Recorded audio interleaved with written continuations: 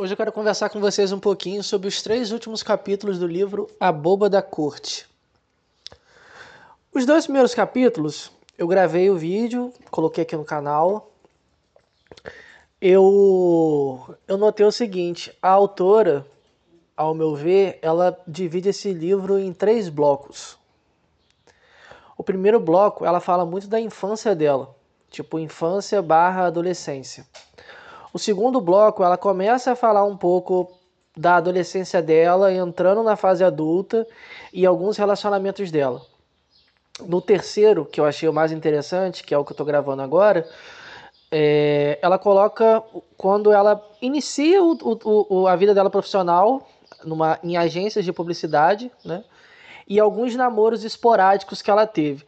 Não dá para dizer que foram namoros, né? Ela coloca em específico um, que é o Rafael, que eu comentei também nos vídeos anteriores. Mas ela tem relações com alguns caras, acaba ficando com alguns caras e ela descreve, né, esses caras.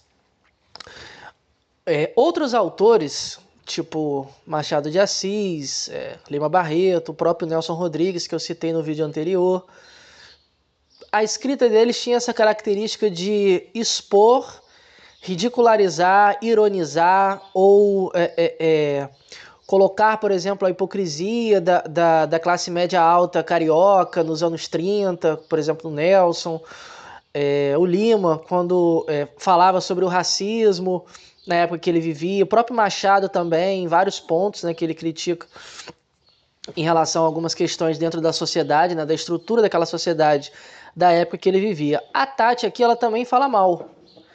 Só que o que eu gostei desse livro? Ela bate em todo mundo. Eu acho isso genial, assim, ela não bate somente na direita, ela bate na esquerda também, né? Ela fala bastante dos riquinhos que acreditam ser pseudo-intelectuais, os progressistas, a galera de esquerda que, por exemplo, se sente um pouco meio que xamânica. Ela faz uma piadinha com o sagrado feminino, faz uma piadinha em relação a drogas, enfim, ela critica os dois lados, tanto a direita quanto a esquerda. Na verdade, o que eu percebi nesse livro é o seguinte, o contato que ela tem e teve, quando ela relata aqui no livro, com esses herdeiros, eram herdeiros de esquerda, né? Isso me chamou a atenção. Apesar dela ironizar durante o livro, falando coisas como: eu queria conversar com o bisavô desse fulano aqui, que possivelmente devia ser algum escravagista, mas ela expõe muito mais a esquerda da elite, né, que se preocupa, por exemplo, com as causas sociais. Ela ironiza isso, né, essas causas sociais, essas supostas causas sociais, do que necessariamente a direita. Só que no livro, nessa terceira parte, o que me chamou a atenção foi o seguinte, foi a relação dela com o dinheiro. Então, assim, a própria autora, em algumas entrevistas, já disse que gosta muito de dinheiro, pensa muito em dinheiro e sente tesão em dinheiro. Vou repetir. Gosta muito de dinheiro, pensa muito em dinheiro e sente tesão em dinheiro. Ao longo de toda a sua vida, e ela coloca isso no livro, a mãe dela sempre ensinou isso para ela. Olha, dinheiro, mas é amor pela arte. Não, é o dinheiro, eles estão te pagando quanto? Mãe, eu consegui um prêmio tal do lugar X, você recebeu quanto? Você vai receber um aumento por esse prêmio? Não, então não adianta de nada, o que vale é o dinheiro, o que vale é o dinheiro. Quando ela começou a trabalhar na agência, ela descobriu que o chefe dela ganhava 130 mil reais. 130 mil reais, isso em 2001.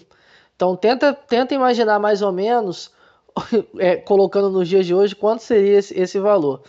E ela disse no livro que quando ela descobriu isso, ela teve 2 movimentos. O primeiro, ficou impressionada, óbvio, como que esse cara ganha muito, enquanto outras pessoas ganham bem menos do que ele. E ela coloca ironias sutis nos parágrafos, mas ela amarra muito bem no final do capítulo. Então ela dá uma alfinetada num parágrafo, aí ela faz uma piadinha em outro parágrafo, aí ela pega uma informação que ela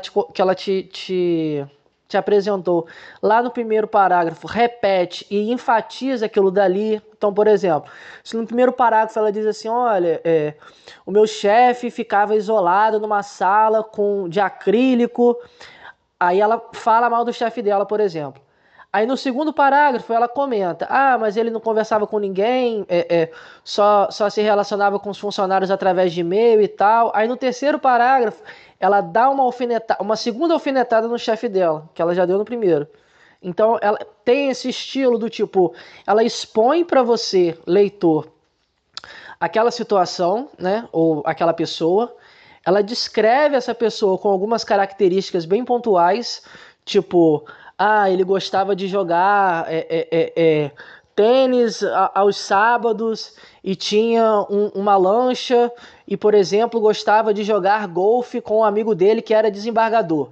Aí no outro parágrafo ela vai lá e dá uma alfinetada nele, falando coisas do tipo, e ele pegava a secretária que tinha idade para ser filha dele, que conversava com a esposa sobre frutos do mar. Então, assim, ela tá o tempo todo falando mal, né, das pessoas dentro dessa classe, né?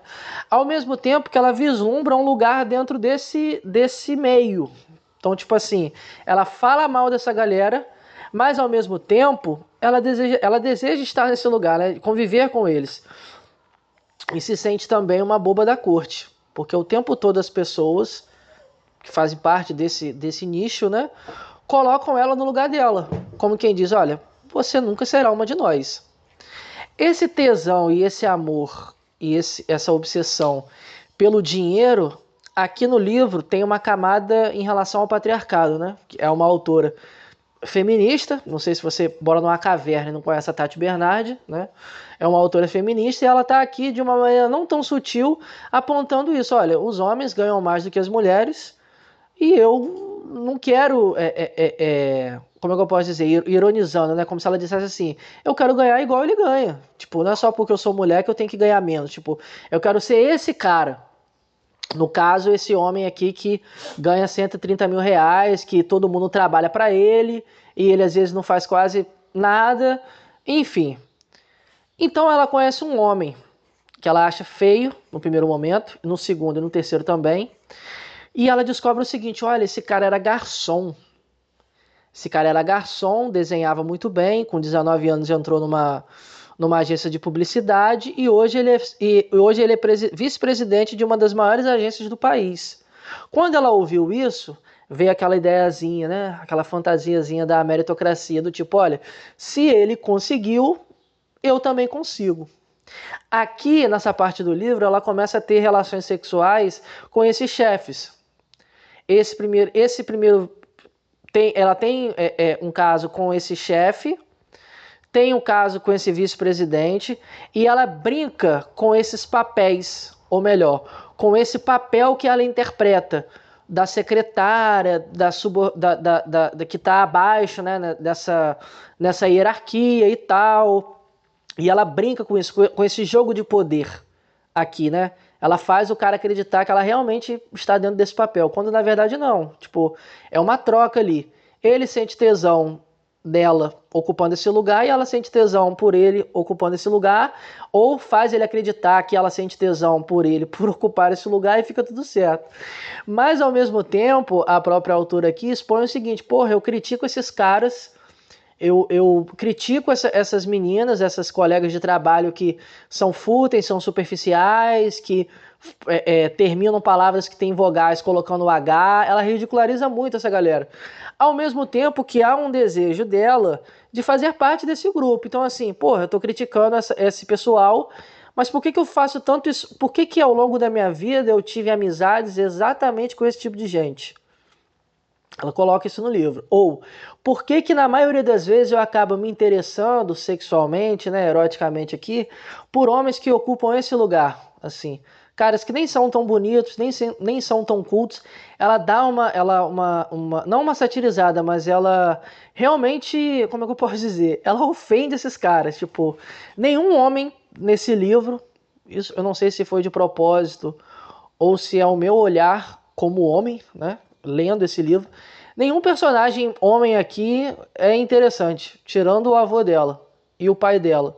De resto, todos esses caras que ela teve contato, chefe, ex-namorados, ficantes, casas, etc., todos são caras assim, eu não vou falar desprezíveis, mas as características que ela coloca são caras que são rasos, são superficiais, não são tão inteligentes, não são tão bons de cama assim. Ela tá o tempo, ela de certa forma os personagens masculinos aqui, apesar dela colocar no livro que ama o Rafael, né, tem uma parte muito bonita que ela descreve, não, olha, eu sinto que eu amo ele quando eu olho para ele, vejo a haste do óculos dele, a forma como ele digita no computador, ou quando ele lê um texto dele, pipipipopó. Ela gosta desse Rafael, mas ela tá o tempo todo, né? A maneira como os homens são expostos, né, digamos assim, os personagens masculinos são colocados aqui é de uma maneira bem escrota. Então, assim, dependendo do seu. Se você é homem lendo esse livro, pode ser que você não curta muito. Aquela mesma opinião que uma galera teve, por exemplo, assistindo Barbie. Que os personagens masculinos da Barbie não eram tão legais assim, né? Tipo, o Ken, quando ele vai para o mundo real, né? Os próprios amigos do Ken. Então, assim, eu percebo que muitas das vezes em alguns. Eu não vou dizer que esse livro é um livro feminista, né? Não é porque a autora é feminista que esse livro é feminista. Apesar de ter críticas, né, ao machismo, ao patriarcado, a maneira como os homens lidam e tratam as mulheres, etc e tal. Mas assim, isso é algo interessante, né? Tipo, a maneira como alguns homens, ou até mesmo algumas mulheres, se incomodam quando em algumas obras os personagens masculinos são retratados dessa forma. Ao contrário, quando o homem, por exemplo, retrata uma personagem feminina bem estereotipada ou rasa, ou sexualiza, por exemplo, a depressão, né? Tem um meme daquela série O Gambito da Rainha que é assim, né? Tipo, a protagonista tá ali depressiva, viciada em remédio, bebendo uísque pra cacete, e ela tá usando uma calcinha rendada, uma camiseta, uma maquiagem muito bem feita, super sexualizada na cena, né? Tipo, os homens, autores homens, né? Sejam roteiristas ou escritores, tem esse movimento muitas das vezes, né? De retratar personagens femininas de uma maneira bem estereotipada, né? Há uma certa dificuldade em alguns autores de conseguir retratar questões em torno do feminino, né? Como, por exemplo, sentimentos, né? De uma personagem feminina. Não significa que um escritor homem, não consiga, né, criar personagens femininas com camadas, né? Ou com um certo desenvolvimento, com um aprofundamento, etc e tal. Mas esse livro tem esse componente que eu achei engraçado. Eu, Daniel, achei engraçado. Não me incomodou durante a leitura. Eu achei engraçado. Outra parte do livro que também me chamou a atenção, além dessa questão do dinheiro, né, que ela tem, de querer ganhar igual os caras, é o seguinte, é essa fantasia que as pessoas às vezes têm do quê? De que se elas se esforçarem o suficiente, elas vão conseguir. Esse mito da meritocracia é algo que fomenta, ou melhor, é algo que alimenta em muita gente essa crença de que se eles se esforçarem o suficiente, eles vão conseguir. Só que essa crença ela é muito perigosa pelo seguinte, se você admite que, abre aspas, se eu me esforço bastante eu consigo, se você vê alguém, por exemplo, que na sua concepção é um fracassado, significa o quê? Dentro dessa linha de pensamento, que essa pessoa não se esforçou o suficiente. Que é, inclusive, o pensamento que muitas pessoas têm quando, por exemplo, se deparam com trabalhadores com empregos que, de acordo com a nossa sociedade, é visto como um subemprego. Você já ouviu frases do tipo, olha, fulano de tal está trabalhando nisso aqui porque ele não estudou. As mães de antigamente, não sei hoje em dia, né, quais são os tipos de ameaça que as mães costumam fazer, mas as mães de antigamente, as avós de antigamente costumavam ameaçar e ao mesmo tempo brincar da seguinte forma, olha, você tem que estudar, hein? se você não estudar, você vai crescer, vai puxar carroça. Será que quando você vê um homem, né, esse puxar carroça aqui, por exemplo, um trabalhador que coleta material ali, né, de reciclagem e tal, será que realmente ele não estudou porque ele não quis? Ou porque ele não teve oportunidade? Será que as pessoas que estão em determinados empregos hoje, o que eu comentei lá no vídeo anterior, né, escolheram esse emprego ou devido a uma necessidade, optaram pelo emprego que elas conseguiram ter? Comentei isso no vídeo anterior, que essa ideia de que eu posso trabalhar naquilo que eu quero, naquilo que eu gosto, isso é um privilégio. O pobre, na maioria das vezes, ele trabalha com aquilo que ele consegue. Inclusive, é um dos argumentos usados de empregadores. Então, por exemplo, tenta imaginar um cara que tá abrindo um supermercado ou uma rede de supermercado, ou é dono de um galpão, aí ele precisa descarregar vários produtos. Aí ele vira pro cara e diz assim: olha, você vai entrar aqui meia-noite e você vai sair 10 da manhã. Você vai ganhar R$100. Vai descarregar isso tudo, a madrugada e a manhã inteira, sem parar, você vai ganhar R$100. Se o trabalhador vira e diz assim: olha, isso está muito barato, ou isso aí é muito trabalho para pouco dinheiro, na maioria das vezes esse empregador vai virar para ele e vai dizer o seguinte: olha, tem um monte de gente aí fora querendo. Então, assim, essa ideia da necessidade atrelada a uma escassez faz com que muitas das vezes a mão de obra seja uma mão de obra barata. Por quê? A pessoa precisa, pô. A pessoa não tem esse privilégio de dizer assim: olha, eu não vou trabalhar nisso porque eu acho que eu vou trabalhar demais e vou ganhar menos, ou eu não vou trabalhar nisso porque eu acho que isso é uma exploração, eu não vou trabalhar nisso porque eu não estudei para isso. Essa ideia, né, de não estudar para isso, não existe isso. Então, na maioria das vezes, o pobre trabalha com o que ele consegue, com o emprego que ele consegue. Vou dar um exemplo para vocês. Um dia eu peguei um Uber Moto, já era um homem já de meia idade e tal, me cumprimentou. Aí ele perguntou, né, eu tava indo para uma clínica, né? Aí ele perguntou assim: nossa, você é psicólogo e tal? Eu falei assim: sou e também dou aula. Aí ele: poxa, que legal. Aí ele: o Freud, não sei o que. Ele começou a falar do Freud. Aí eu pensei assim: bom, beleza. Freud, além de ser um dos autores e figuras mais importantes do século XX, ele é muito conhecido, né? Só que aí esse Uber começou a falar sobre literatura. Caraca, ele falou de Agatha Christie, ele falou de Machado de Assis, ele falou de Clarice Lispector, ele falou de Garcia Rosa, que é um autor psicanalista também. Cara, o arcabouço teórico desse Uber era de dar inveja a qualquer doutor em literatura. Era absurdo a maneira como ele falava, assim: pô, eu baixo o livro em PDF e leio e tal no celular quando eu não tenho muito tempo.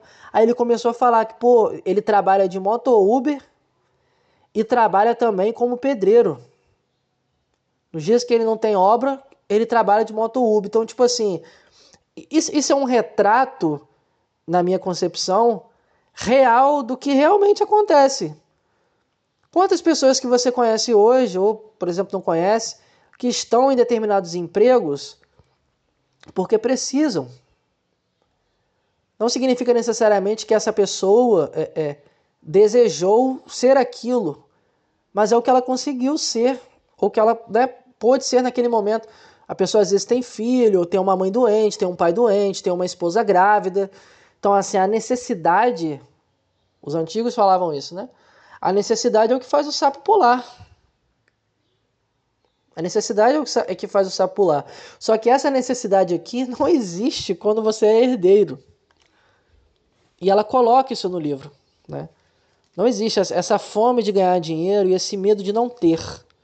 É um sentimento que ela expõe bastante no livro, né? Uma fome de fazer dinheiro, de ter dinheiro. Inclusive ela sustenta 3 casas, né? A casa dela, a casa da mãe e a casa do pai, porque os dois são separados. E ao mesmo tempo esse sentimento do tipo: caramba, eu não posso perder. Por quê? Porque eu sei a classe onde eu estou. Eu estou com dinheiro, estou, né, com uma condição boa, Mas olha só o que ela coloca também. Ela tem mais de 10 podcasts, sei lá, ela escreve para Folha, ela escreve livro, ela escreve coluna. Ela tem vários empregos, porque olha a cabeça dela. Se eu tenho 10 empregos e perco 5, eu tenho 5. Isso é um pensamento de gente que não é herdeiro. É igual o que eu falei agora do Moto Uber, que é pedreiro e também Moto Uber. Às vezes a pessoa Nossa, isso acontece muito. Tipo, quantas pessoas que você às vezes conhece em loja que pode ser psicólogo? Você já parou para pensar nisso? Que você pode encontrar um psicólogo, por exemplo, uma pessoa formada em psicologia trabalhando nas Americanas, e no tempo que ela tem em casa ela pode estar atendendo online, porque a clínica online não dá dinheiro? Você já parou para pensar nisso? Tipo, você pode ter 4 pacientes, cada paciente você ganha R$ 100 a sessão. 4 vezes 4, 16, R$ 1.600. Tô dando um exemplo. Aí desses 4 pacientes, 3 param. 2 porque entrou de férias, um porque tá com dívida, e quando tá com dívida e tem que fazer cortes, né? O primeiro corte que a pessoa vai fazer é na terapia, né? Então, assim, a pessoa pode gastar, sei lá, R$ 400 ou R$ 500 numa mensalidade de academia, de pilates, de yoga ou do caramba que for. Mas a primeira coisa que ela tira do orçamento dela ali, dos gastos dela, é a terapia. Aí você de R$ 1.600 passa a ganhar 400. Essa instabilidade financeira faz com que muitos psicólogos, eu não vou usar terminem, mas optam por algo que dê o quê? Segurança. Vai trabalhar numa escala 6 por 1, mas vai ter um salário certo todo mês. Não vai conviver com essa insegurança financeira.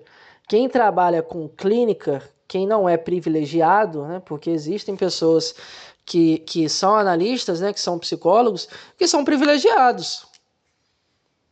Estão dentro de uma classe média alta, conhecem pessoas que têm dinheiro, conhecem pessoas que valorizam a análise, conhecem pessoas que não pechincham o preço da análise, conhecem pessoas que, além de valorizar a análise, né, vão à análise.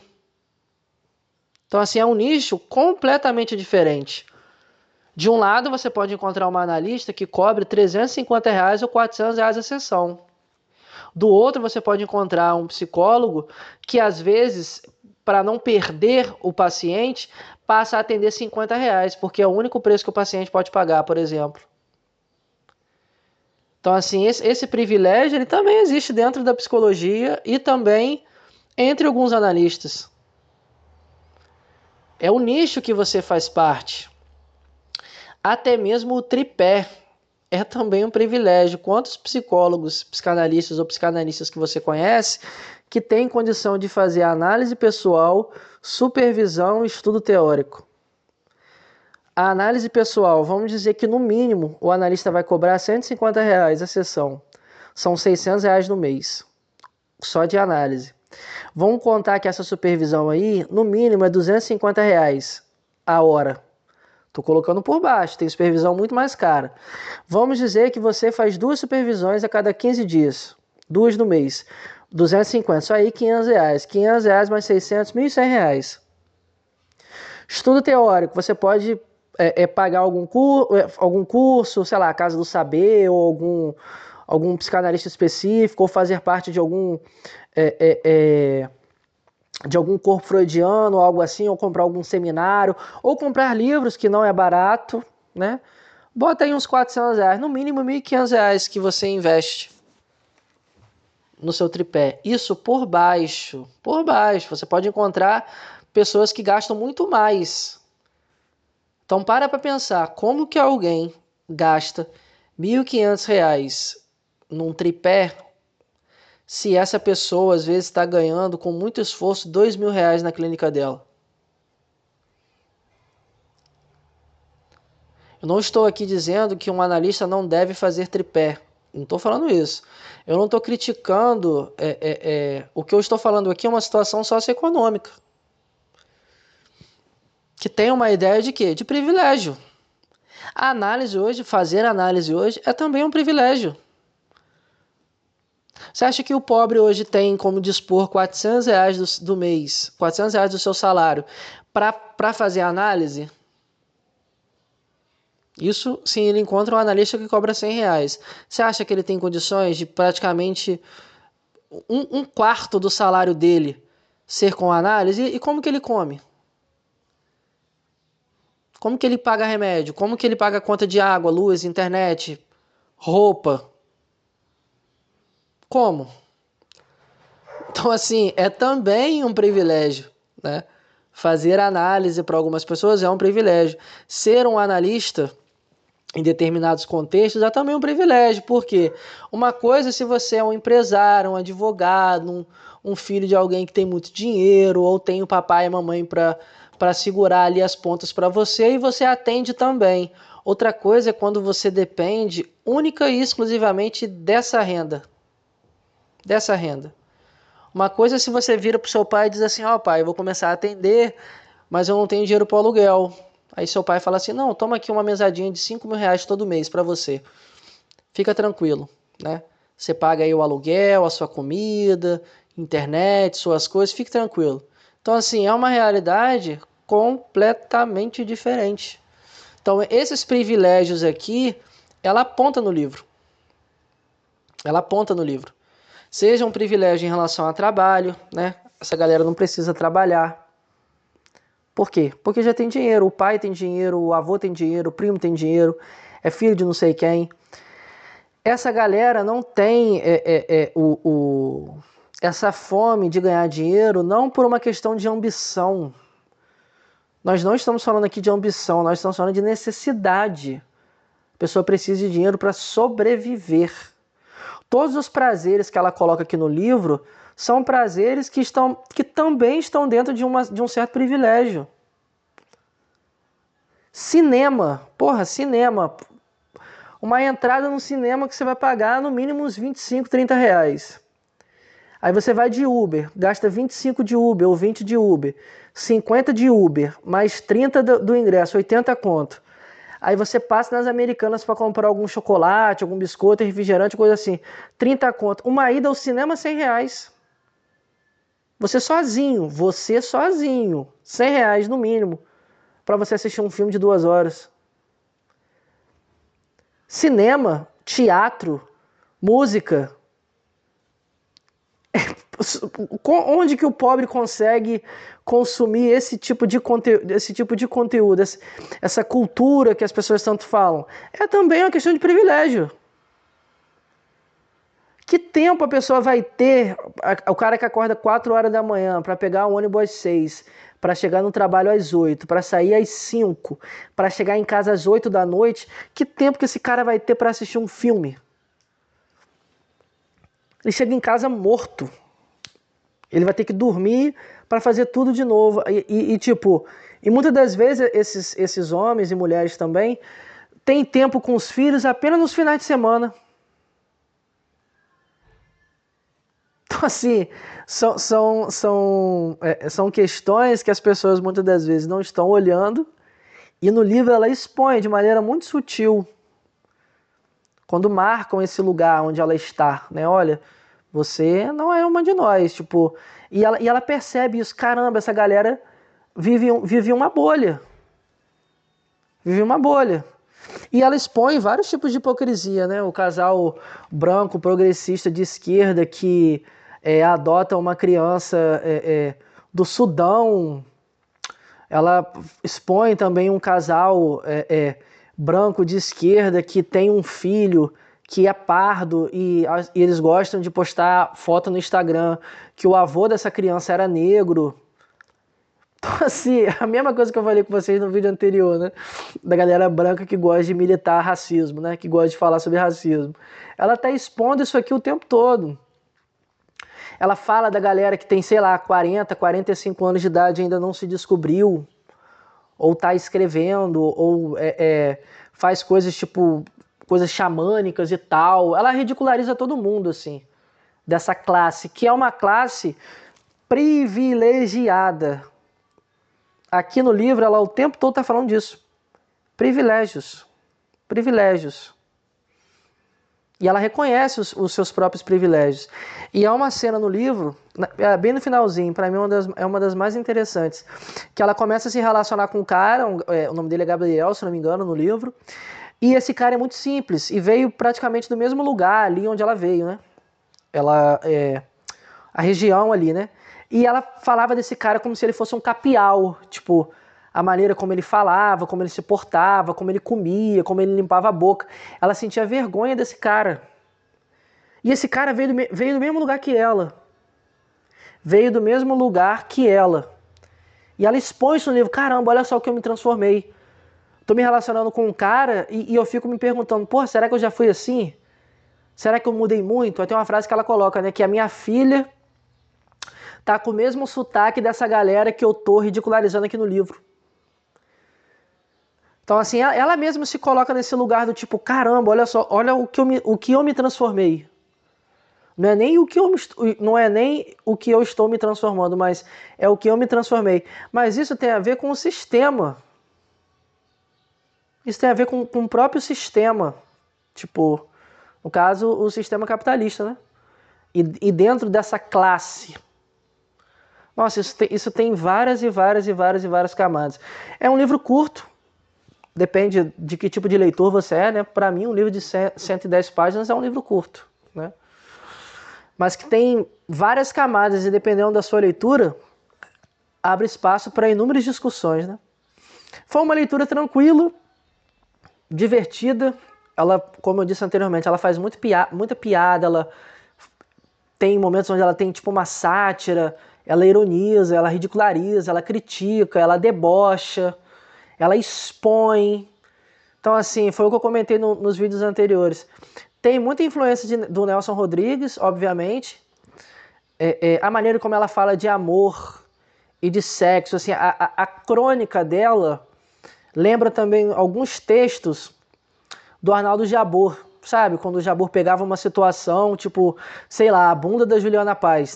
Tem um texto dele muito interessante sobre a bunda da Juliana Paz, né? E ele fala como que foi, que ele comprou a Playboy e tal, e quando ele tirou a Playboy, ele viu a bunda da Juliana Paz com aquele rosto ali, ele meio que broxou, foi uma decepção para ele e tal. E ele faz toda uma análise política, antropológica, social, baseada na bunda da Juliana Paz. Tem momentos que ela faz isso. Tipo, ela pega uma situação assim do cotidiano, critica, faz uma análise ali, meio que social daquilo e tira sarro daquilo. Então, assim, a experiência de ler esse livro, se você já leu o Nelson Rodrigues, se você já leu o Jabor, é muito legal. E se você não leu também, melhor ainda. Tipo, é uma primeira experiência que você tem com esse tipo de livro, né? Porque ela está expondo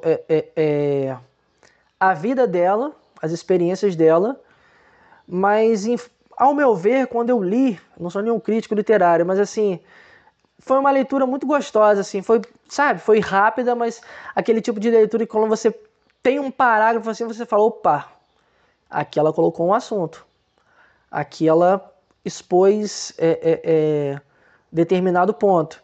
E ela não utiliza o personagem, no caso que é ela mesma, para desabafar ou falar questões pessoais. Ela é bem pontual, assim. Ela tá ali falando sobre aquele determinado assunto, aí tem um parágrafo onde ela coloca, olha, aconteceu isso comigo e tal, a minha mãe agia dessa forma, e o meu avô tratava dessa forma, mas depois no outro parágrafo ela continua falando sobre o que ela estava falando anteriormente. Então, assim, foi um livro bom, assim, de ler, que abre um leque muito grande para inúmeros tipos de discussão, né? Dentro dessas questões envolvendo luta de classes. Acho que ia reduzir demais, mas eu acho que eu colocaria como uma percepção acerca dos privilégios da classe média e consciência de classe. Assim, é um livro que fala bastante sobre isso, né? Sobre consciência de classe.